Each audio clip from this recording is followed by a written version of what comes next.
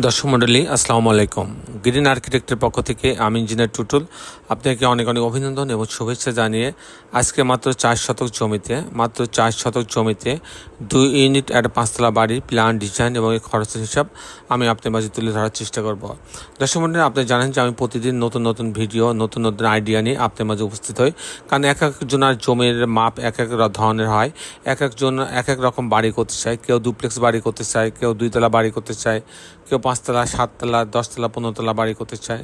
আমাদের ক্লায়েন্টের চাহিদা অনুযায়ী আমরা কাজগুলো করে থাকি এবং আমরা সেই অনুপাতে আমরা ভিডিও প্রতিদিন আপলোড করে থাকি। দর্শক মণ্ডলী, আমি কিছুক্ষণের মধ্যে আপনাদের মাঝে এই বাড়িটার আর্কিটেকচারাল ড্রয়িংটা উপস্থাপন করব। তারপর এই ধরনের বাড়ি নির্মাণ করতে কেমন টাকা খরচ হয় তার একটা হিসাব আমি আপনার মাঝে তুলে ধরার চেষ্টা করব। দর্শক মণ্ডলী, আপনি জানেন যে আমাদের দেশে বিদেশে অগণিত ভালোবাসার মানুষ তৈরি হয়েছে, তাদের কারণে বাংলাদেশের প্রত্যেকটা জেলা উপজেলাতে আমাদের কিন্তু ডিজাইনের কাজ হয়।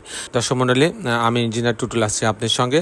আপনারা যারা এখন আমার চ্যানেলটা সাবস্ক্রাইব করেন তাদের কাছে আমার অনুরোধ, দয়া করে আমার চ্যানেলটা সাবস্ক্রাইব করে নেবেন এবং বেল আইকনটি চাপ দিয়ে রাখবেন, তাহলে আমি প্রতি পর্বে যে ভিডিওগুলো দিই সেগুলো আপনি দেখার সুযোগ পাবেন। তো দর্শক মণ্ডলী, আসুন এখন আমরা আর্কিটেকচারাল ড্রয়িংটা উপভোগ করি। আর্কিটেকচারাল ড্রয়িংটা এরকম আপনি দেখতে পাচ্ছেন, এটা গ্রাউন্ড ফ্লোর, এটা হচ্ছে এন্ট্রেন্স, এটা হচ্ছে একটা ইউনিট করা হয়েছে এবং গার্ডের জন্য একটা বেডরুম, একটা বাথরুম, কিচেন একটা ইউনিট রাখা হয়েছে, একটা কমন টয়লেট রাখা হয়েছে, সিঁড়ি রাখা হয়েছে, এখানে 2টা বেডরুম দিয়ে একটা ইউনিট রাখা হয়েছে, বাকিটা পার্কিং জোন রাখা হয়েছে। দর্শক মণ্ডলী, এ হচ্ছে আপনার গ্রাউন্ড ফ্লোরটা। আমি যদি ফার্স্ট টিপিক্যাল ফ্লোর প্ল্যানটা আপনার মাঝে তুলে ধরার চেষ্টা করব, আমি দেখাবো যে কী করে 2টা ইউনিট সাজানো হয়েছে মাত্র 4 শতক জমিতে। তো এই পার্কিং জোন দিয়ে এই সিঁড়ির লবিতে আসবে, তারপর ইউনিট এ এবং ইউনিট বি 2টি ইউনিট ভাগ করা হয়েছে।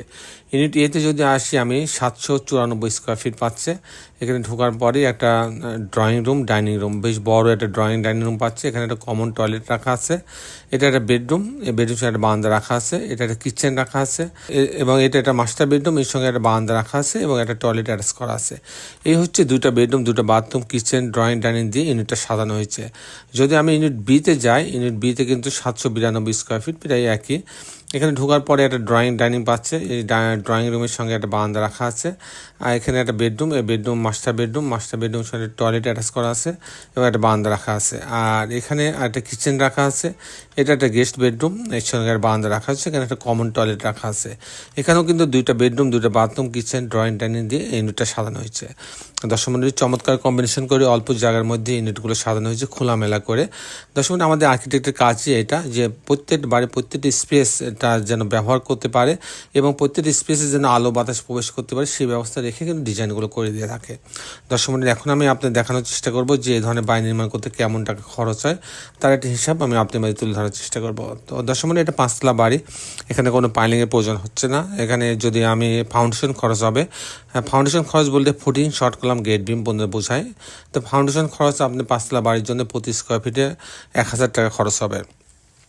এরপরের যে খরচটা হবে সে খরচটা হবে হচ্ছে কাস্টিং খরচ, বিম কলাম ছাদ, প্রতিতলা বিম কলাম ছাদ। এই কাস্টিংটা যদি আমি স্ট্রাকচারে দাঁড় করতে চাই তাহলে আমার 650 টাকা স্কোয়ার ফিট খরচ হবে, 650 টাকা প্রতি স্কোয়ার ফিটে খরচ হবে, 650 টাকা। আর এই ধরনের একটা বাড়ি যদি আমি 5তলা বাড়ি 4 শতক জমিতে যদি কমপ্লিট করতে চাই ছবির মতো, ফাউন্ডেশন সহ কাস্টিং সহ, জানলা দরজা রেলিং গ্রিল সব সহ একদম ইলেকট্রিক্যাল কাজ, প্লাম্বিং কাজ সহ যদি আমি কমপ্লিট করতে চাই সেক্ষেত্রে আমার 1800 টাকা থেকে 2000 টাকা স্কোয়ার ফিট খরচ হবে। সেক্ষেত্রে এরকম একটা বাড়ি তৈরি করতে আমার 1,40,00,000 টাকা খরচ হবে, 1,40,00,000 টাকা খরচ হবে। দর্শক মণ্ডলী, এই ছিল মোটামুটি আজকে আমার উপস্থাপনা।